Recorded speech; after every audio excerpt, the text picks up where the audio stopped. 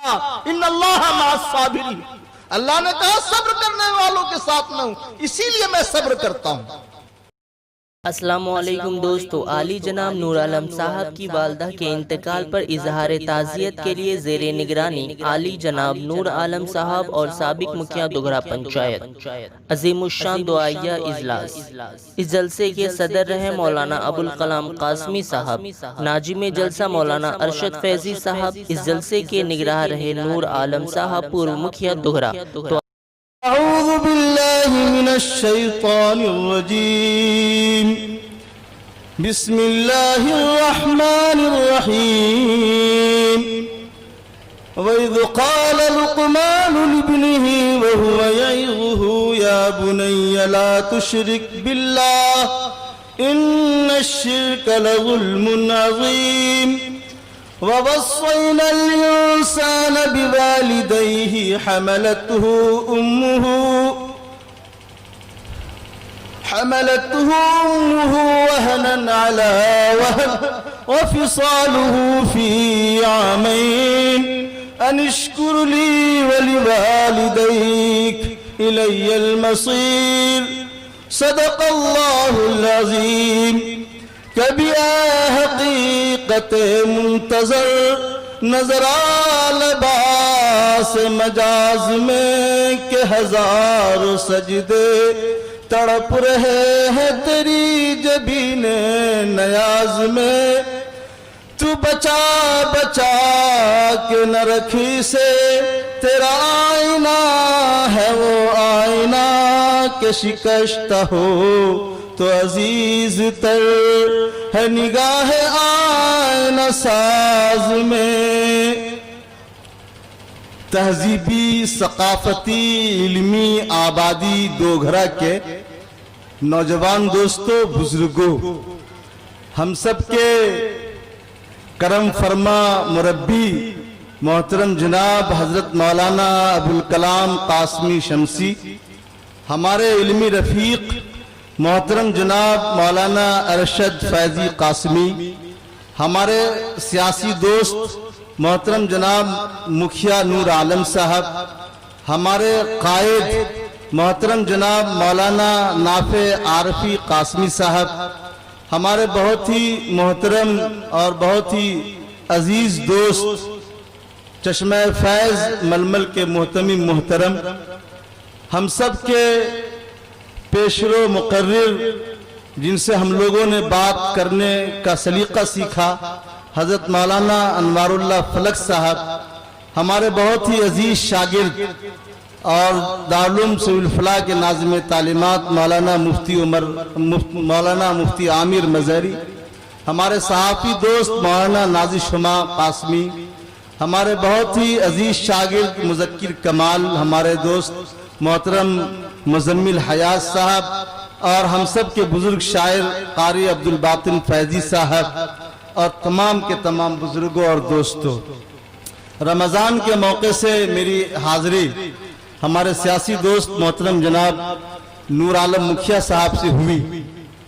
मैं इनकी क़यादत को तस्लीम करता हूँ और पूरा इलाका इनकी क़यादत को तस्लीम करता है। आप सब इनकी क़यादत को तस्लीम करते हैं। जब मैं हाजिर हुआ तो मुझे बड़ा अचंभा हुआ कि वो इस मौके से घर पे मौजूद हैं।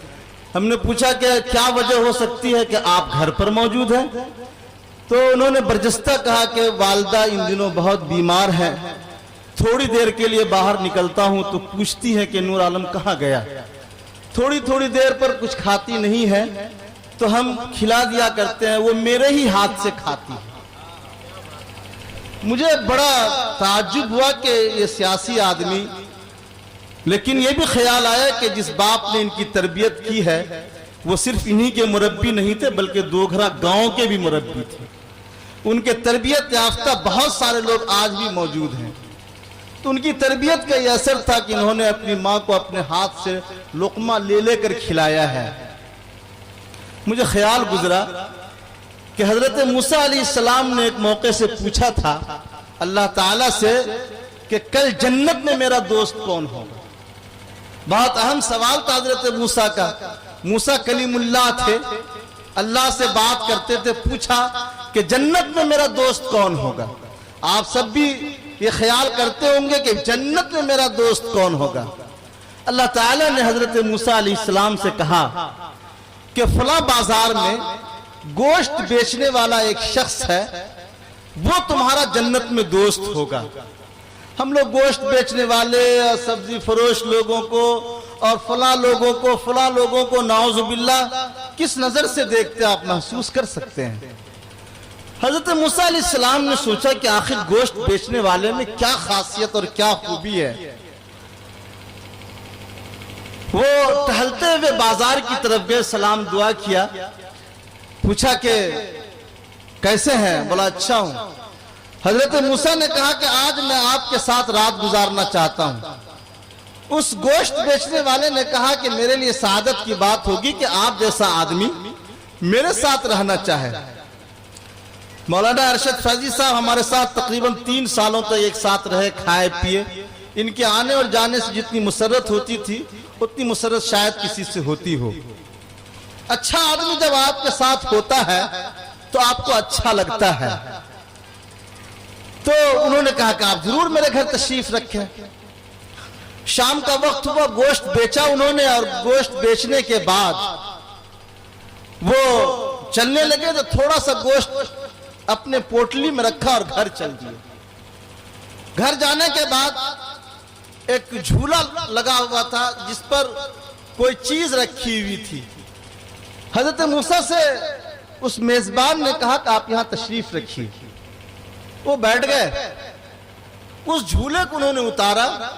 उतारने के बाद उन्होंने जो कुछ मतलब कुछ खराब हो गया था बिस्तर तो उसकी सफाई वफाई की और फिर कपड़ा वड़ा पहना कर कुछ खिला पिला कर फिर उसी झूले में रख दिया। हजरत मूसा अलैहिस्सलाम खुद से खाना बनाते थे, खाना बन गया। मूसा अलैहिस्सलाम को बुलाया, कहा कि आप मेरे साथ तशरीफ लाइए, खाना खाइए। हजरत मूसा ने कहा कि हरगिज नहीं, मैं उस वक्त तक आपके दस्तरखान पे खाना नहीं खा सकता हूं जब तक कि आप मुझे ये न बताते कि ये बूढ़ी कौन है और झूले पे क्यों है, आपने आकर क्या काम किया उसके साथ और फिर आपने उसे रखा कहां। उन्होंने कहा क्या जरूरत है इस बात को पूछने की, आप मेरे मेहमान हैं, मैं आपका मेजबान हूं, खाना तैयार है, खाना खाएं।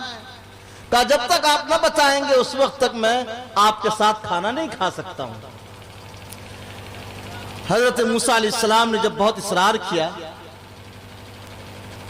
तो उन्होंने कहा कि ये मेरी मां है, बूढ़ी हो गई है, इनके करने धरने के कोई कारिंदे मेरे पास नहीं है, ना ही पैसा है कि मैं इसके काम करने के लिए किसी मुलाजिम या मुलाजिमा को रखूं। मैं रोजाना सुबह में खिलाकर जाता हूं, पेट का मसला है, कमा कर लाता हूं, फिर मां को उस वक्त तक मैं खाना बनाकर नहीं खाता हूं जब तक कि मेरी मां खाना ना खा ले, जब तक कि मेरी मां साफ सुथरी ना हो जाए। कहा मूसा अलैहिस्सलाम ने यही वजह है कि अल्लाह ताला ने निशानदही की थी कि तुम्हारा दोस्त जन्नत में फला कसाब होगा। मैं यकीन के साथ कह सकता हूं अपने सियासी दोस्त मोहतरम जनाब मुखिया नूर आलम साहब के लिए कि इंशाअल्लाह ताला ये उन्हीं जुमरे में शामिल और शरीक है। मौत कैसी, हजरत आयशा, माँ आयशा की मौत, उससे बढ़कर कोई मौत नहीं हो सकती। माँ खदीजा की मौत, उससे बढ़कर कोई मौत नहीं हो सकती। कुरान कहता है या अय्युहल्लज़ीना आमनुस्तईनु बिस्सब्रि वस्सलाह इन्नल्लाहा मअस-साबिरीन। अल्लाह ने कहा सब्र करने वालों के साथ मैं हूं, इसीलिए मैं सब्र करता हूं। अल्लाह ने कहा सब्र करने वालों के साथ हूं, लेकिन इसीलिए मैं सब्र करता हूं। लेकिन कोई पूछे उस बेटे से, कोई पूछे नूर आलम से कि आपको कैसे सब्र आता है, जब ये बात आती होगी कि माँ के खाने का वक्त हो गया, लुकमा उठाकर माँ के मुंह में डालना है, कैसे सब्र करोगे? माँ इंतजार में बैठी हुई है, बेटा दवाई लेकर आएगा तो खाऊंगी, वो बात याद आती होगी तो कैसे सब्र करते होगे? जब ये बात आती होगी कि रात के अंधेरे में जब मुझे ताखीर हो जाती थी, 2 बज जाते थे रात, पूरा घर सो जाता था, लेकिन माँ दरवाजे पर टिकटिकी लगाकर बैठी रहती थी कि नूर आलम आएगा, दरवाजा खोलूंगी, अपने हाथ से खाना खिलाऊंगी, बेटे को अपने हाथ से मुट्ठी देकर सुलाऊंगी। उम्र 60 साल 50 साल 40 साल का हो गया तो क्या हो गया, बेटा तो मेरा ही है। पूरा घर सो जाता है। मैंने तो माँ के दुख को 2 साल की उम्र में झेला है, आप लोगों ने तो माँ के प्यार और माँ के मोहब्बत को पाया है। कोई मुझसे पूछे कि आज भी उस माँ के आंचल के साए में रहकर अपने आंख नींद सोने का ख्वाहिशमंद होता हूँ, लेकिन माँ ने तो 2 साल की उम्र में ही दावे मफारत दे दिया था। लोगों, आज तुम्हारे पास माँ है तो घर में आते ही बीवी की बात पर गाली देते हो, बीवी की बात पर मारते हो, बीवी की बात पर बुरा भला कहते हो, तकसीम करते हो, बाप मेरा अब माँ तेरी, बाप मेरा माँ तेरी। आज तुम खिलाएगा कल मैं खिलाऊंगा, सिर्फ मैं ही जिम्मेदार क्यों हो जाऊं। ओ नौजवानों, याद रखो कल क़यामत में अगर तुम्हारी माँ ने तुम्हारी बदतमीजी की वजह कर पूछ लिया, तुम नमाजी हो, हाजी हो, मौलवी हो, मौलाना हो, मुफ्ती हो, आलिम हो, कारी हो और समाज के खिदमत गुजार हो, लेकिन याद रखना कल अगर माँ ने आंचल को थाम लिया और पकड़ लिया तो आपको जन्नत में कोई दाखिल नहीं कर सकता है।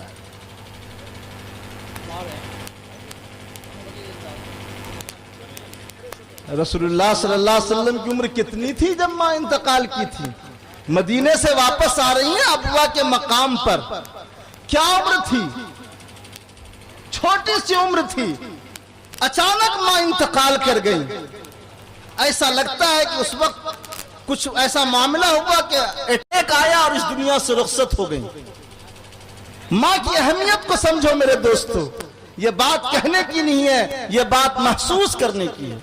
अबवा के मकाम पर मोहम्मद रसूलुल्लाह की माँ आमिना इंतकाल कर जाती हैं, दफन उन्हें मिट्टी के नीचे डाल दिया जाता है। रसूलुल्लाह सल्लल्लाहु अलैहि वसल्लम सरहाने के पास तशरीफ ले जाते हैं और बिलक बिलक कर रोते हैं कि माँ मेरी माँ, तू मुझे छोड़कर चली गई, अब तेरे बाद मेरा कौन सहारा होगा। जो खादमा जनाब मोहम्मद रसूलुल्लाह सल्लल्लाहु अलैहि वसल्लम के साथ है वो उठाकर बार बार लाती है, फिर ऊपर चढ़ जाती हैं, फिर ऊपर चढ़ जाते हैं रसूलुल्लाह सल्लल्लाहु अलैहि वसल्लम, फिर ये पीछे से दौड़ती हैं, पकड़ कर लाती हैं, सिरहाने बैठ जाते हैं हजरत आमिना के हुजूर अकरम सल्लल्लाहु अलैहि वसल्लम और बार बार कहते हैं कि माँ तू तो चली गई, अब मुझे कौन देखने वाला होगा, क्या हुआ तुझे? अबवा के मकाम पर बे आप गया मैदान में मुझे छोड़कर चले गई। और याद रखिए ये कैफियत सिर्फ उसी वक्त नहीं थी जब हजरतुल विदा फतेह मक्का के मौके से रसूलुल्लाह सल्लल्लाहु अलैहि वसल्लम तशरीफ ले जा रहे थे मक्का की तरफ, तो अचानक सहाबा को हुक्म दिया कि यहाँ पे खेमा जन हो जाओ, यहाँ पे खेमा लगा दो। सहाबा परेशान हो गए कि अब क्या हुआ, रसूलुल्लाह सल्लल्लाहु अलैहि वसल्लम क्यों खेमा जन हो गए? ये खेमा जन होने की जगह नहीं है। सहाबा खेमा जन हो गए। हुजूर को अपनी माँ का वो कब्र याद था। हुजूर सल्लल्लाहु अलैहि वसल्लम उस उम्र में तशरीफ ले गए, माँ के सिरहाने पे बैठे और कहा कि माँ मोहम्मद रसूलुल्लाह के साथ देख कितना बड़ा काफिला है, अगर तू जिंदा होती तो कितना खुश होती, कितना दुआएं देती। और हुजूर अकरम सल्लल्लाहु अलैहि वसल्लम अपने सर को पांव में ऐसे रख के हिचकियां बांध बांध कर रोने लगे। माँ मेरी माँ ऐसी माँ। नौजवानों, दोस्तों और बुजुर्गों, आपने और हमने महसूस नहीं किया और हम महसूस नहीं कर सकते हैं, इसीलिए आपकी जिम्मेदारी होती है और आपकी जिम्मेदारी बनती है कि आपकी माँ अगर जिंदा हो और हयात से हो तो उनकी खिदमत को आप अपना एक वक्त मुकर्रर कीजिए, उनकी खिदमत को अपनी जिम्मेदारी समझिए। सब लोग जिम्मेदारी समझेंगे इंशाअल्लाह। सब लोगों की माँ जिंदा है, जिन लोगों की माँ जिंदा है, और अगर नहीं है तो खाला है, खाला नहीं है तो बूढ़ी कोई औरत है। तमाम लोग अपने अपने अपनी माओं की खिदमत को यकीनी जानिए। बस मेरे बुजुर्गों और दोस्तों, मैं बहुत शुक्रगुजार हूँ आप तमाम लोगों का। मैं आपके बीच का एक फर्द हूँ। मौलाना अनवारुल्लाह फलक साहब ने बड़ी बुनियादी बातें कही, उनके कहने के बाद कोई बात नहीं कहनी थी। मैं जब वो तकरीर कर रहे थे तो मुझे याद पड़ रहा था कि एक मौके पर हजरत अली मियाँ नदवी रहमतुल्लाह अलैह भी मौजूद थे स्टेज पर, और हजरत मौलाना काजी मुजाहिद इस्लाम कासमी भी मौजूद थे। काजी साहब ने जब तकरीर की, तकरीर करने के बाद पूरा सन्नाटा छाया हुआ था मजबे पे। हजरत अली मियाँ नदवी को बात करनी थी। हजरत अली मियाँ नदवी ने स्टेज पर तशरीफ ले गए और उन्होंने जाकर ये बात कह दी कि काजी मुजाहिदुल इस्लाम कासमी ने जितनी बात कह दी है वही काफ़ी है, अब हमें कहने की ज़रूरत नहीं है। हज़रत अली मियाँ ने फरमाया अब हमें कहने की ज़रूरत नहीं है, हज़रत मौलाना ने जितनी बातें कह दी थी उतनी ही बात काफ़ी थी।